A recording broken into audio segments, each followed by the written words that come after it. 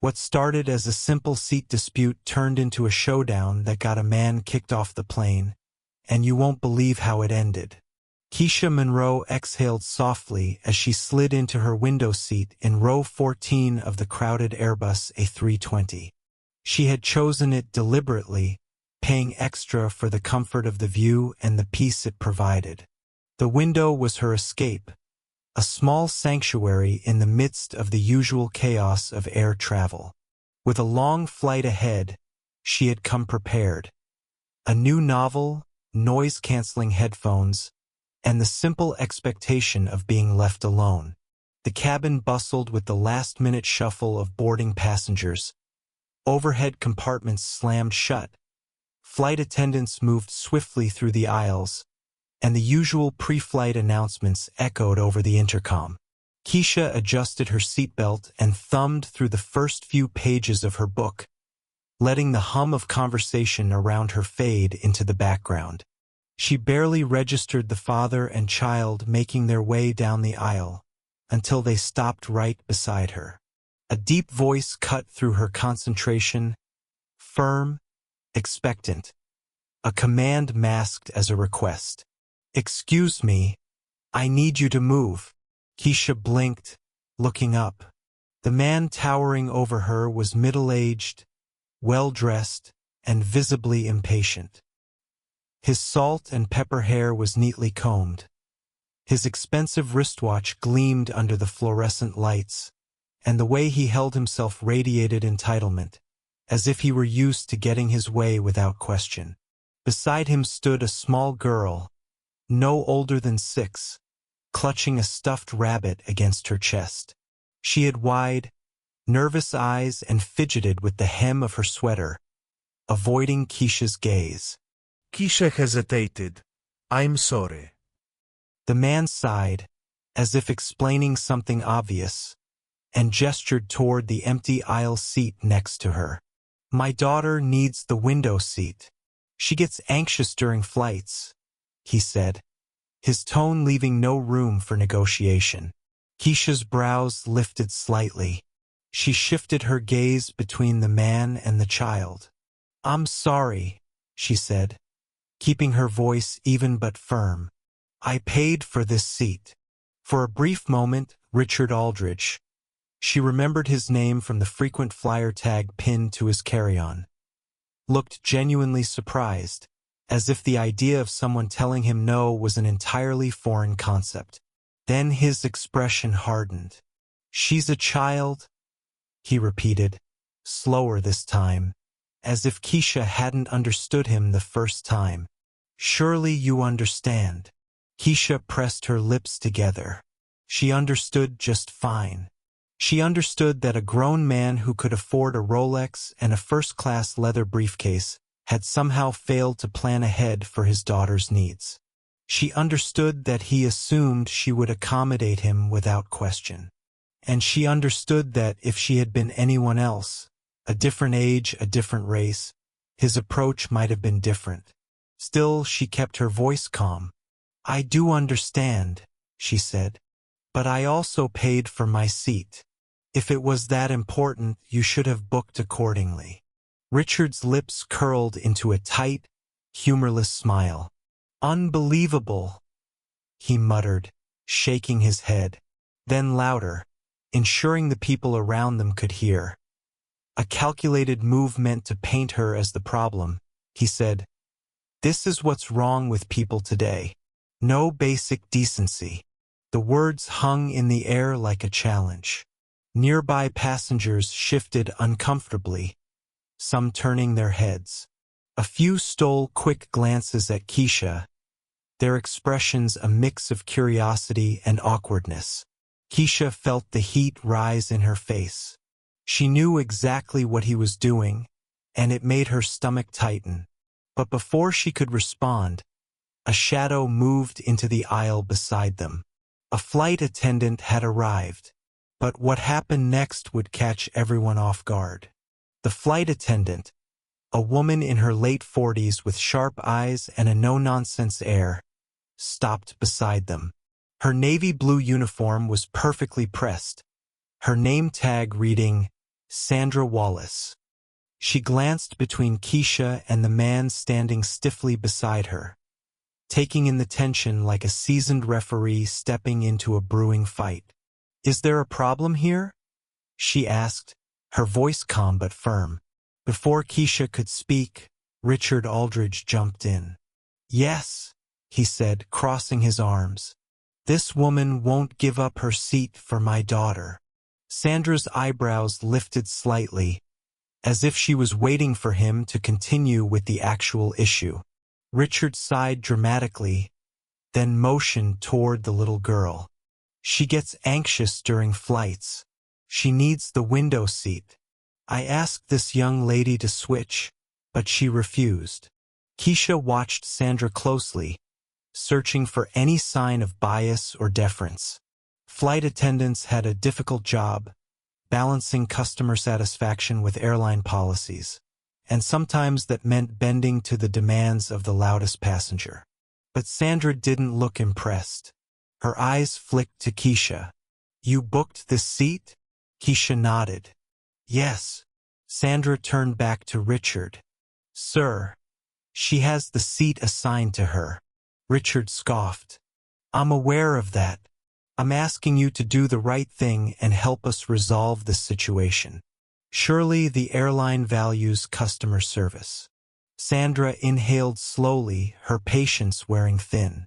"Sir, customer service doesn't mean forcing another passenger to move from a seat they paid for." Richard's face reddened, but he wasn't giving up that easily. "This isn't about rules," he said, his voice rising just enough to draw more eyes from surrounding passengers. "This is about decency, about kindness, about a grown woman refusing to accommodate a child." The way he said it, like Keisha was some kind of villain, sent a sharp pulse of frustration through her. Sandra, however, remained unshaken. "I understand your concerns, sir," she said, unfazed by his theatrics. "If you need a window seat for your daughter, I'd be happy to check if there are any open ones available. But I won't ask another passenger to move from their assigned seat." Richard's jaw clenched. He turned to Keisha, eyes narrowing. "You really won't move for a child?" Keisha met his gaze, her voice even but unwavering. "I paid for this seat," she repeated. "I'm staying in it." Richard let out a short, humorless laugh, shaking his head. Then, looking around at the other passengers, he raised his voice. "Can you believe this?" he said to no one in particular. "A full-grown woman refusing to switch seats with a little girl." Murmurs spread through the cabin. Some passengers avoided eye contact, clearly not wanting to get involved. Others watched with interest, waiting to see how things would unfold. Keisha felt a wave of discomfort settle over her, not because she doubted her decision, but because this was exactly how people like Richard operated. He wasn't just trying to get a seat. He was trying to shame her into submission. And the worst part? It might work. Her hands tightened around her book. She could feel the weight of every stare, the expectation, the unspoken pressure to be the bigger person. But why was it always her who had to be the bigger person? Sandra must have sensed the shift, because she stepped closer to Keisha, a subtle yet clear show of support. "Sir," she said, her voice low and firm, "I'm going to ask you one last time to take your assigned seat." Richard let out a sharp breath, his nostrils flaring. And then he muttered something under his breath. Keisha didn't catch the first part, but she caught the last word. "Typical." Her stomach dropped. Sandra's entire posture changed. She stiffened, her lips pressing into a thin line. For a split second, the entire row seemed to go silent, as if everyone had heard it too. Keisha's pulse pounded in her ears. She had heard that word enough times to know exactly what it meant. And so had Sandra. The flight attendant straightened her shoulders, eyes locked on Richard. her calm professionalism replaced with something colder. "I'd advise you to be very careful with what you're implying," she said, her voice steely. The energy in the cabin shifted. The murmurs turned into whispers. But before anything else could be said, another voice entered the conversation. One that would change everything. A voice from the row behind them cut through the tension. "She said she paid for her seat." A man spoke up, his tone even but firm. Keisha turned slightly, catching a glimpse of the speaker. He was middle-aged, wearing a dark green hoodie and wire-rimmed glasses, sitting in an aisle seat with his arms crossed. He wasn't looking at Richard, he was looking at Sandra, as if expecting her to shut this down once and for all. Sandra nodded slightly, acknowledging the support, but keeping her focus on Richard. "Sir, I'm going to need you to lower your voice," she said. Richard exhaled sharply, shaking his head like he couldn't believe what was happening. He turned his frustration toward the growing audience. "This is ridiculous," he said, gesturing around as if looking for allies. "No one here thinks it's wrong for a grown woman to refuse to switch seats with a 6-year-old. A few passengers shifted in their seats, clearly uncomfortable, but no one else spoke up. That wasn't good enough for Richard. "This is the problem with society today," he continued, his voice loud enough to carry down the aisle. "People are so selfish, so unwilling to do something small to help someone else." Keisha felt a wave of anger rise in her chest, not just because of what he was saying, but because she could feel the unspoken pressure he was trying to build around her. She could see it in the way some passengers avoided looking at her directly, how some hesitated as if considering his words. It would be so easy for them to side with him, to frame this as a matter of basic kindness, not entitlement, to make her the villain. Keisha took a slow breath, steadying herself. "I'm not selfish," she said, her voice calm but unwavering. "I paid for this seat just like everyone else here. If the seat was so important, you should have booked it ahead of time." The man in the green hoodie nodded slightly, as if satisfied with her response. Richard, however, was far from satisfied. "You have no shame, do you?" he muttered, his face flushing red with frustration. Keisha's grip on her book tightened, her fingers pressing into the cover. And then a woman across the aisle spoke up. "She's right," the woman said, her voice carrying through the cabin. "Seats aren't assigned randomly. If you wanted the window, you should have booked it." Richard snapped his head toward her, his frustration shifting targets. "She's a child," he repeated, his voice fraying at the edges. "I shouldn't have to plan around selfish people." Keisha let out a quiet breath, forcing herself to stay calm. She had seen this tactic before: twist the situation, make it about morality, make it about the bad person refusing to accommodate the good person. But something was shifting. More passengers were looking at Richard now, their expressions ranging from annoyed to outright irritated.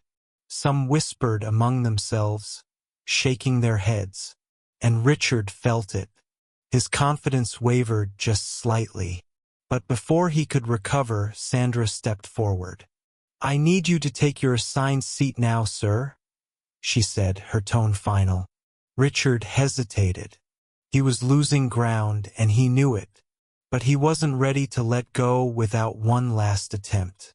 He turned back to Keisha, his voice lower but laced with venom. "You know what? Keep your seat," he said. "I wouldn't want my daughter sitting next to someone like you anyway."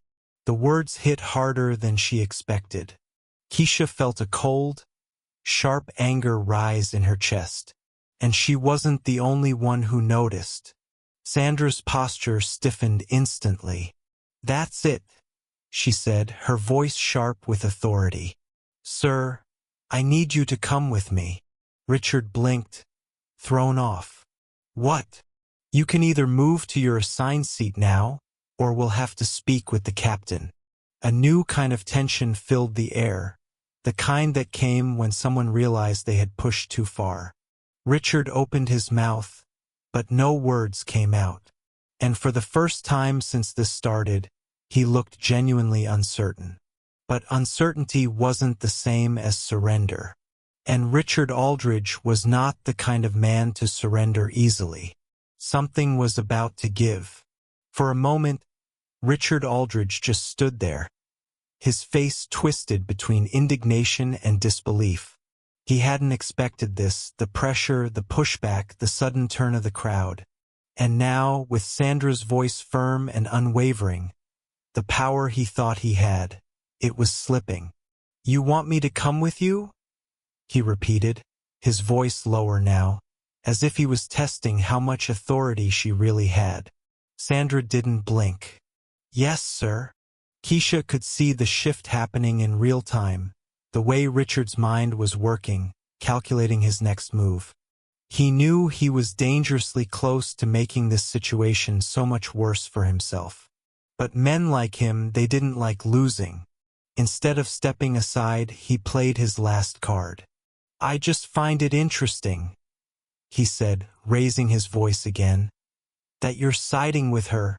I bet if the roles were reversed, we'd be having a very different conversation." The air in the cabin thickened. Keisha felt her stomach twist, but she didn't react. She refused to give him the satisfaction. Sandra, however, was done playing. "Sir, I am warning you," she said, her tone dropping to something colder, sharper. "If you do not take your seat right now, I will have to notify the captain. And if that happens, I can't guarantee you'll remain on this flight." The murmurs grew louder. Now passengers were watching closely, leaning forward, whispering. And Richard, he felt it. For the first time, real consequences were on the horizon. He turned, looking down the aisle toward the cockpit as if he could somehow gauge just how serious Sandra was. And then something even worse happened for him. Another voice, a different flight attendant. A man, tall and broad-shouldered, wearing the same Navy uniform as Sandra, appeared behind her. His name tag read Javier. "Is there an issue here?" he asked, his voice polite but edged with authority. Sandra didn't break eye contact with Richard. "Not yet.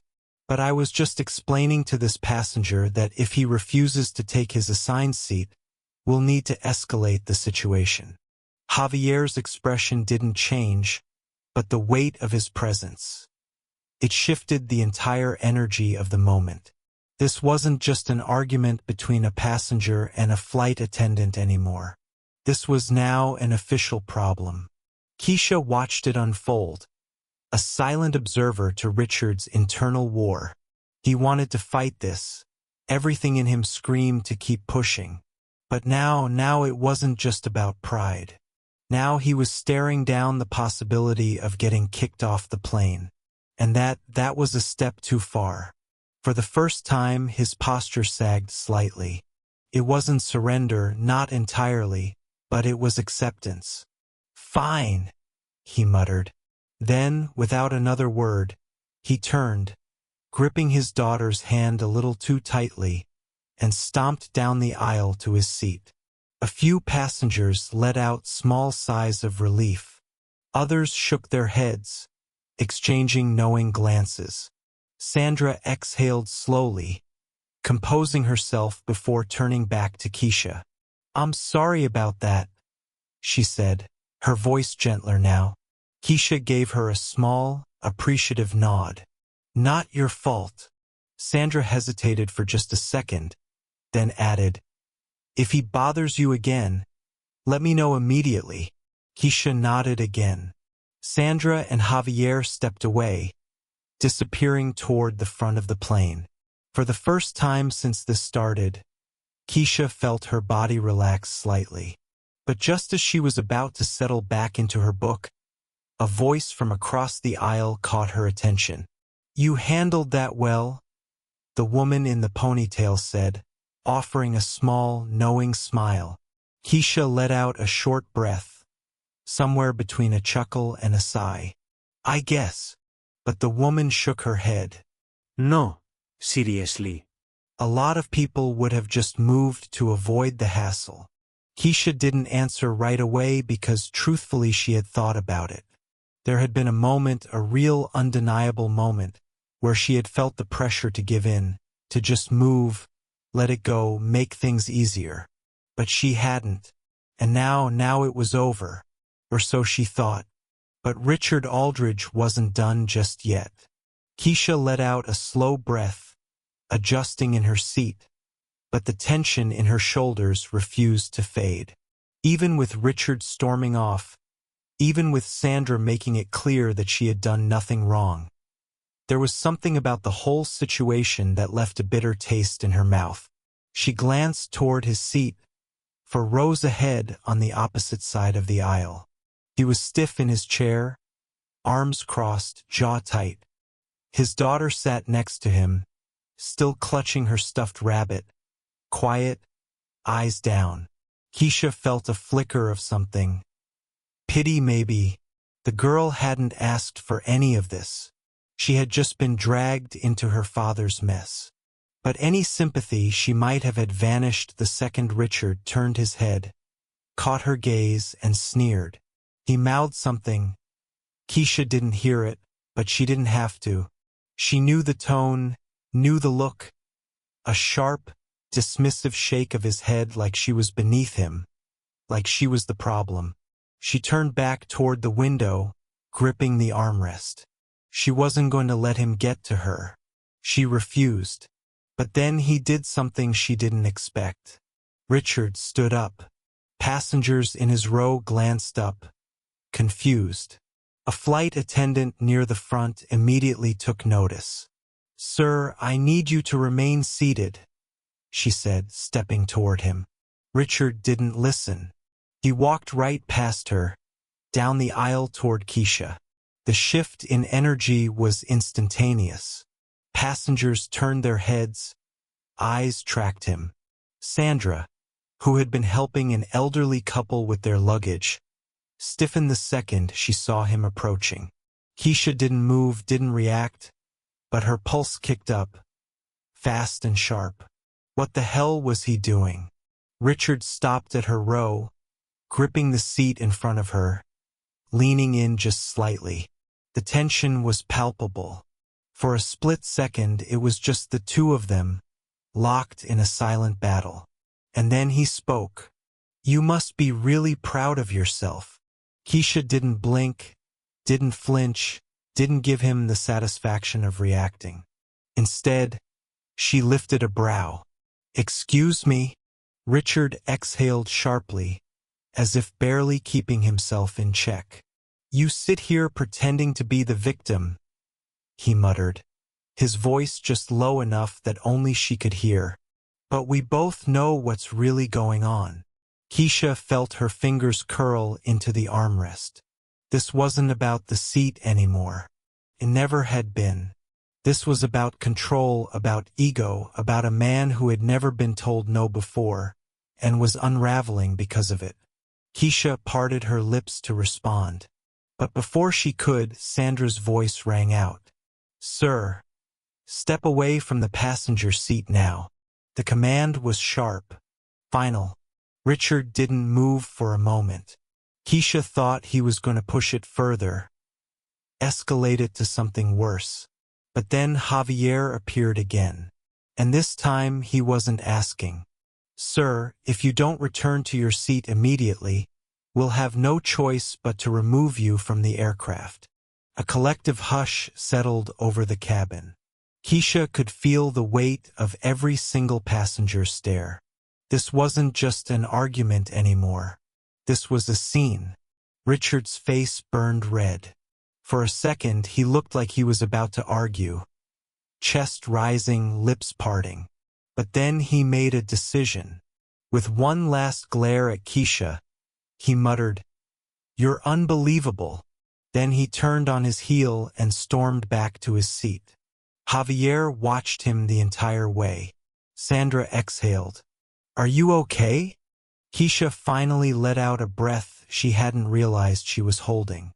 "I'm fine," she said, even though her hands were still tense. Sandra nodded once, then exchanged a look with Javier.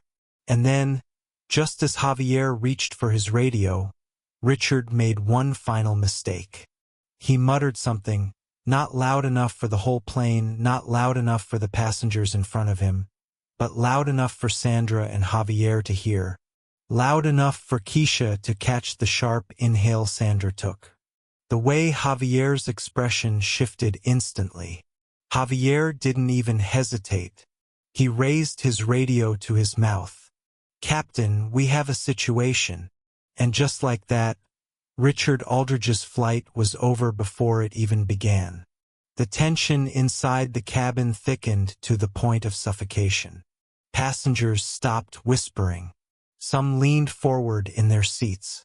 Others craned their necks to see what would happen next. Javier's radio crackled. "Copy that. Hold him at the front until we can coordinate with ground staff." Keisha's heart pounded. Sandra and Javier moved quickly, stepping toward Richard, who was still rigid in his seat, eyes locked straight ahead as if refusing to acknowledge what was happening. "Sir," Javier said, his voice calm but unyielding, "I need you to collect your belongings and step into the jet bridge." Richard didn't respond. "Sir," Sandra tried, giving him one last chance to cooperate. Nothing. Passengers exchanged uncertain glances. The little girl beside him clutched her stuffed rabbit, her eyes darting from her father to the flight attendants. Keisha felt something stir in her chest. Not sympathy, not pity, but exhaustion. It should have never gotten this far. A seat. It was just a seat. And yet, because one man refused to accept being told no, it had escalated into this. Javier leaned in. "Mr. Aldridge, if you refuse to comply, we will be forced to call security." That did it. Richard sucked in a sharp breath, his hands gripping the armrest so tightly his knuckles turned white. Then slowly, painfully slowly, he unbuckled his seatbelt. He stood, jaw tight, shoulders stiff with humiliation. "Let's go," Javier said, stepping aside to let him pass. Richard took one step forward, then hesitated. And for a moment, just a split second, Keisha thought he was about to turn and say something to her. But then he just shook his head and walked away. Passengers watched in silence as he was escorted to the front of the plane. Keisha let out a breath she hadn't realized she was holding. Sandra lingered for a second longer. "If you need anything, let us know." Keisha nodded. "Thank you." Then the flight attendant turned and followed Javier toward the front. The murmurs started as soon as they were gone. Passengers whispered to each other, some shaking their heads, some muttering things Keisha couldn't quite make out. But then a voice from across the aisle spoke up. "About time," the woman with the ponytail muttered, shaking her head. A man in the row behind her let out a low chuckle. He had that coming. A few others nodded in agreement. But Keisha, she just turned back toward her window, letting the moment sink in. She wasn't proud of what happened. She wasn't happy about it either. She was just tired, because she knew if she had reacted any differently, if she had raised her voice, if she had done anything other than sit quietly and hold her ground, this story might have ended very, very differently. That was the part that stung the most. And yet, despite it all, despite the stress, the confrontation, the humiliation Richard had tried to force upon her, she didn't regret a thing, because in the end, she hadn't moved. And that was enough. This story isn't just about a man who lost his temper over a seat. It's about power, about ego, about how some people will do anything to avoid being told no. And for people like Keisha, saying no, standing firm, refusing to shrink, refusing to give in to pressure can sometimes feel like an act of defiance. But it shouldn't, because respect isn't optional. It isn't up for negotiation. And sometimes the most powerful thing you can do is stay right where you are. If you've ever had an experience like this, or if you've ever witnessed one, I want to hear about it. Drop your thoughts in the comments below. If this story hit a nerve, you're not alone. These moments happen more often than you think. And don't forget to subscribe because the next story might just be yours.